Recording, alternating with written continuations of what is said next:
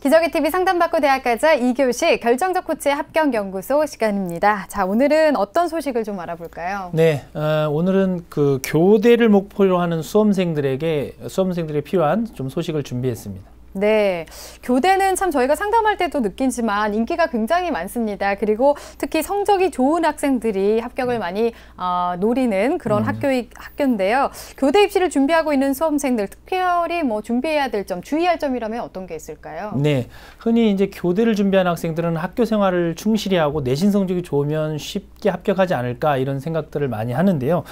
희망하는 대학의 전형 방법 그리고 수능 최저학력 기준에 맞춰서 전형 전략을 잘 세우는 것이 중요한데요. 특히 이제 주목해야 할 것은 올해 강화되는 교대 입학생들을 대상으로 한 인적성, 특히 이제 인성평가에 대한 부분을 철저하게 대비할 필요가 있습니다. 네, 인성평가도 대비를 잘 해야 되겠고요. 그리고 올해 입시부터 이 수능 최저학력 기준을 폐지한 대학도 있다고 하던데 어디가 있을까요? 네, 그렇습니다.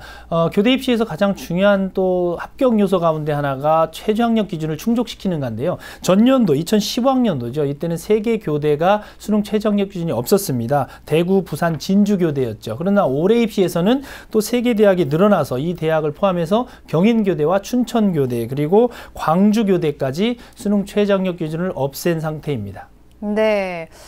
교대는 많은 대학이 전년도에 그 입시 결과를 홈페이지나 이제 많이 공지를 하게 되는데요. 전년도와 비교했을 때 전형 방법이 좀 변경된 대학이 있을 것 같은데 대표적으로 하나만 좀 살펴볼까요? 네, 가장 우리 학생들이 이제 많이 선호하는 대학이죠. 서울교대의 경우를 한번 살펴보면요. 전년도 입시 전형을 보면은 1단계에서 교과 80%와 비교과 20%를 반영했고 2단계에서는 1단계 성적을 70% 그리고 면접 점수를 30% 반영해서 최종 선발하는 전형이었는데 올해 서울교대가 입시를 좀 바꿨습니다. 1단계에서 교과 성적으로만 100% 선발을 하고요. 2단계에서는 1단계 성적을 29% 그리고 면접을 71%를 반영하는 전형 설계를 했는데요. 이것이 의미하는 것은 1단계에서는 교과 성적으로 뽑고 2단계는 면접 점수로 선발하겠다는 의지가 절대적으로 드러났고요. 또 최저학력 기준은 좀 완화된 측면이 있습니다. 전년도에는 4개 영역 합을 8등급으로 두었는데 올해부터는 4개 영역 합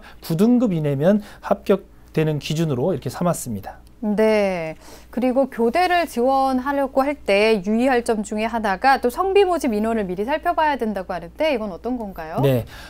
교대가 이제 여학생들이 많이 입학하는 문제 때문에 초등학교 교사의 비율이 여교사가 압도적인 것 때문에 성비를 적용하는 비율이 대학마다 있는데요. 성비 적용 여부에 따라서 지원 가능 점수 그리고 성별 유불리 등이 발생하기 때문에 이 부분도 좀 꼼꼼하게 살펴봐야 하는데요. 경인교대의 경우를 보면 전년도 성비로 70%를 적용했는데 올해는 이 비율을 폐지했습니다. 이 부분도 좀 주목해 보셔야 되고요. 또 부산교대의 경우에는 여전히 65%의 성비를 적용하고 있습니다. 네, 이것도 바뀐 것들이 있는지 좀 확인을 해봐야겠네요. 일반적으로 또 교대 입시는 인문계열 학생들이 유리하다 이런 생각을 많이 갖게 되는데 사실일까요? 예, 그런 생각들을 많이 하는데요. 사실 자연계 학생들에게도 교대 입시가 절대 불리하지 않다는 사실도 좀 이해할 필요가 있을 것 같습니다. 이제 쉬운 국어 A형에 응시하는 우리 자연계 학생들 경우에는 수능 등급을 최대한 잘 받을 수 있다면 인문계열 학생들에 비해서 오히려 자연계 학생들이 더 유리할 수도 있다는 점을 기억할 필요가 있습니다. 네, 그렇습니다. 자, 오늘은 교대 입시에 대한 궁금증을 좀 풀어봤습니다. 결정적 코치의 합격연구소 시간이었고요. 3교시 상담 이어가겠습니다.